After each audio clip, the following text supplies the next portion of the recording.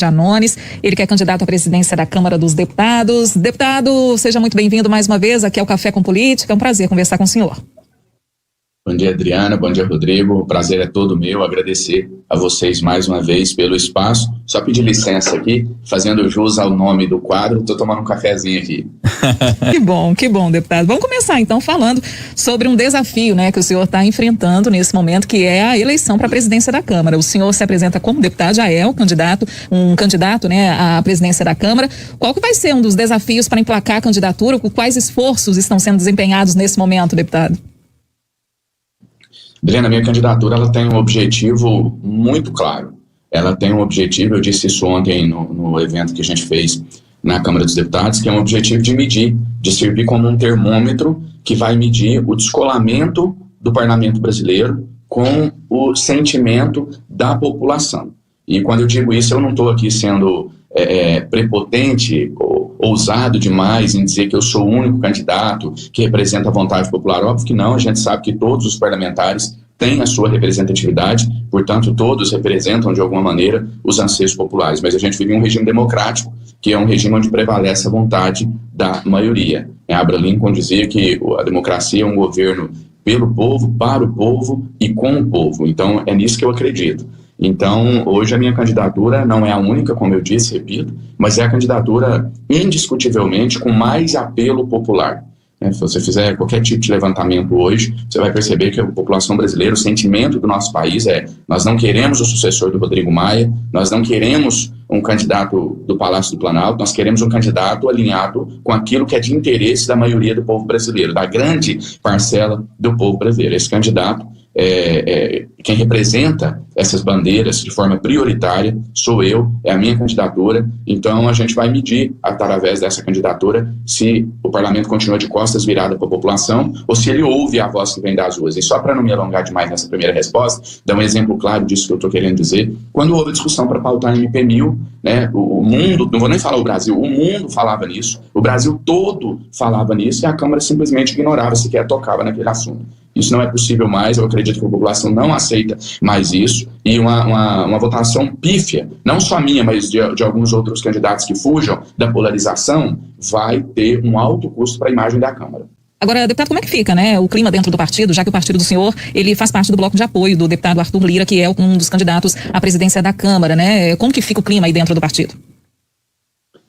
Adriana, por mais incrível que pareça, o clima não fica ruim. Eu tenho uma posição, sempre tive, de muita independência dentro do Avante, sempre fui muito respeitado pela minha posição, nunca sofri nenhum tipo de pressão, nunca sofri nenhum tipo de retaliação dentro do partido. Então, assim, eles compreendem a minha maneira de atuar, eles compreendem a minha independência, eles compreendem a minha proximidade com o eleitorado. Eu faço política de uma forma populista, ou seja, direto com o povo, sem passar por intermediários, por líderes partidários, prefeitos, vereadores. Eu faço diretamente com o povo e o meu partido compreende bem isso. Então a relação não é ruim, não.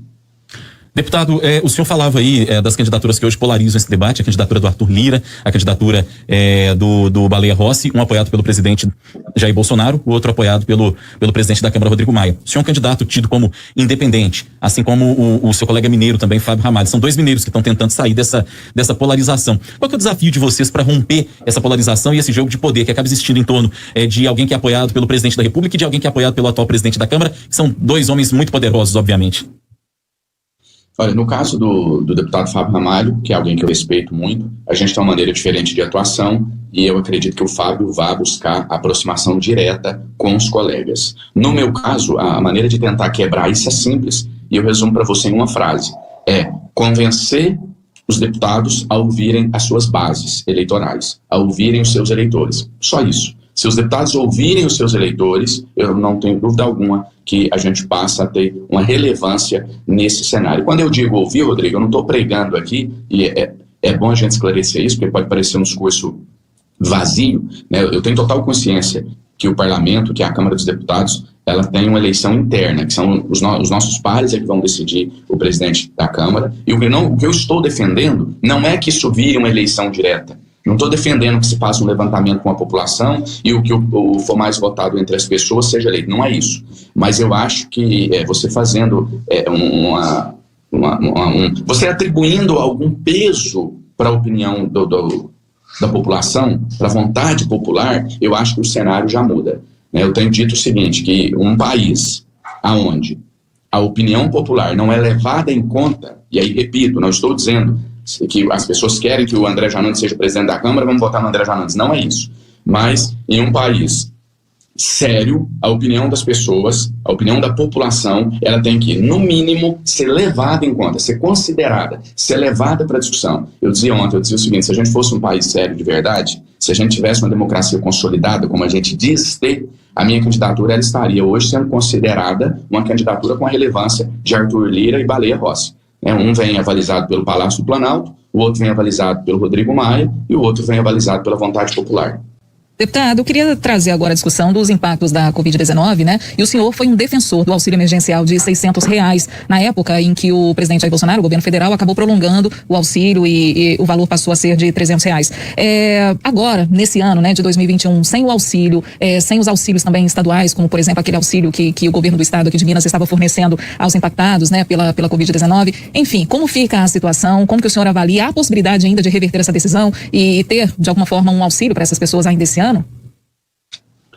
Respondendo a sua pergunta, eu quero fazer um gancho rápido aqui com o que eu acabei de dizer relacionado à candidatura à presidência da Câmara e na importância de você ter um presidente alinhado com os anseios da população brasileira. Um exemplo claro, né? O auxílio emergencial, ele foi instituído com os seguintes dizeres: era um auxílio para que a população brasileira, para que o povo brasileiro conseguisse sobreviver à pandemia, né? Conseguisse passar por esse período. É muito simples. Às vezes pode parecer que eu estou minimizando, simplificando demais, mas não é. É muito simples. Isso aqui, a nossa lógica responde. Se você institui um auxílio para que a população possa enfrentar a pandemia, o auxílio acaba quando a pandemia acaba. Se tem pandemia, tem auxílio. Se as pessoas não podem trabalhar, você dá um auxílio para elas. Se a economia não se recuperou e o brasileiro está sem renda, não existe nada que justifique o fim do auxílio. Me disseram N vezes que o Brasil está quebrado, essa é a fala mais fácil. Você pegar alguém que defende o auxílio, dizer que ele é um populista, um demagogo, que ele está atrás de voto, que o Brasil está quebrado e ponto final, sem entrar na discussão. Entreguei ao presidente Jair Bolsonaro e ao ministro Paulo Guedes, não uma, mas 7 fontes de financiamentos para o auxílio emergencial. Tudo feito por uma equipe de economistas, bem construído, nunca se observou o trabalho que eu entreguei a eles. Participei de debates com os maiores economistas do país, provei que é possível prorrogar o auxílio. Até agora ninguém me provou esse país está quebrado. Na verdade, o populista, o demagogo estava do outro lado. São esses que dizem que o Brasil está quebrado, que não é possível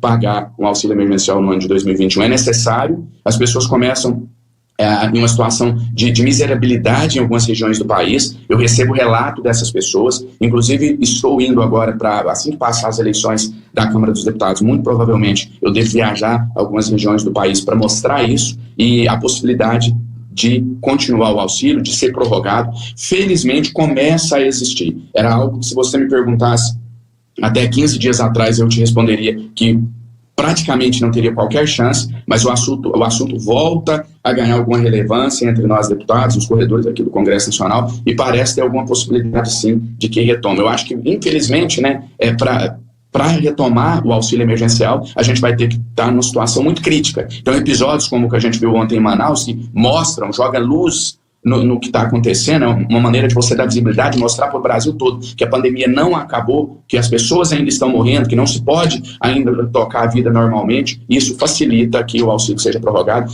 O episódio de Manaus ontem deu muita força para a discussão em grupos de parlamentares, muito se discutiu sobre isso e hoje eu vejo um caminho aí para que o auxílio possa sim voltar. Até quando? Prorrogado até quando? Por exemplo, a ideia do senhor no início era até março, mas a gente está em janeiro, né? Tem uma noção ainda, deputado, de até quando deveria ser? Para mim é muito óbvio. Se prorroga até você ter condições de falar para as pessoas. Podem ir para a rua, podem trabalhar, podem aglomerar. Eu não posso falar eu posso falar para o vendedor lá de cachorro-quente que ele não pode ir para a rua vender. Eu não posso falar isso, é quando eu tiro o auxílio dele. Aí eu perco a legitimidade do meu discurso. Aí eu me torno incoerente, eu me torno hipócrita, né? Ressaltando sempre que nós, deputados, não tivemos um centavo sequer de redução do nosso salário e nunca se atrasou um dia sequer. Na verdade, sempre se paga antecipado. E durante a pandemia não foi diferente. Nós recebemos a primeira parcela do nosso 13º em junho, a segunda em dezembro. Então a gente não pode deixar isso nos tirar o pé da realidade, porque essa não é a realidade da maioria da população brasileira. Deputado, eu queria voltar numa questão que o senhor falou agora há pouco, respondendo um outro questionamento que nós fizemos, quando o senhor comentava sobre a sua relação com o povo e com o eleitorado. E aí o senhor usou uma expressão que eu queria até saber o que o senhor realmente queria dizer. O senhor falou que faz política de forma populista. Eu perguntaria, não seria de forma popular que o senhor quis dizer, até para que fique claro, para que fique evidente para o nosso ouvinte? Esse foi um levantamento aqui, inclusive, que foi apontado pelo nosso ouvinte João Marcos do bairro União. O deputado quis dizer populista ou popular, Rodrigo? Fiquei com essa dúvida. Então acho que outros ouvintes podem ter essa mesma dúvida levantada aqui pelo nosso ouvinte. Rodrigo, o termo populista, quando ele foi cunhado, ele trazia justamente essa ideia. O populista, infelizmente, ele passou para a sociedade, ele passou para o nosso linguajar como algo pejorativo, mas não é. Então eu quis dizer justamente populista. Eu faço política com o povo, eu faço política para o povo. Eu ouço as pessoas antes de dar um voto em alguma matéria. Muitas das vezes o detentor de um mandato público, ele tem que ter responsabilidade, e muitas das vezes eu tenho algumas medidas impopulares, mas eu sempre faço isso com clareza, explicando o porquê que eu tomei aquela decisão. Mas também já aconteceu o contrário. Muitas das vezes eu estava certo de votar determinada matéria e mudei de opinião, ou muitas das vezes até não mudei, mas me deixei sucumbir à vontade da maioria. Isso é fazer política populista, isso é fazer política com o povo, né? Isso é dar às pessoas o poder de influenciar no mandato que na verdade não é seu, é delas. É o que eu sempre digo, o representado sempre tem que ter, no mínimo, a mesma voz do representante, se não, mais voz ainda, né, na maioria das vezes. Então, quando eu disse populista, é nesse sentido, eu não tenho nenhum problema em utilizar essa expressão. Meu trabalho é um trabalho populista, é um trabalho onde as pessoas participam, é um trabalho onde elas opinam, é um trabalho onde a vontade delas sempre é levada em consideração. Ping-pong com a gente aqui, tá combinado, deputado? A parte é mais difícil, mas vamos lá. Vamos começar então, deputado. O maior desafio para chegar à presidência da Câmara? Convencimento. Perfil combativo do senhor, ajuda ou atrapalha na Câmara? Ajuda.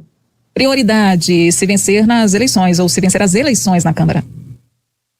Auxílio permanente. Prefeito de Belo Horizonte, Alexandre Calil.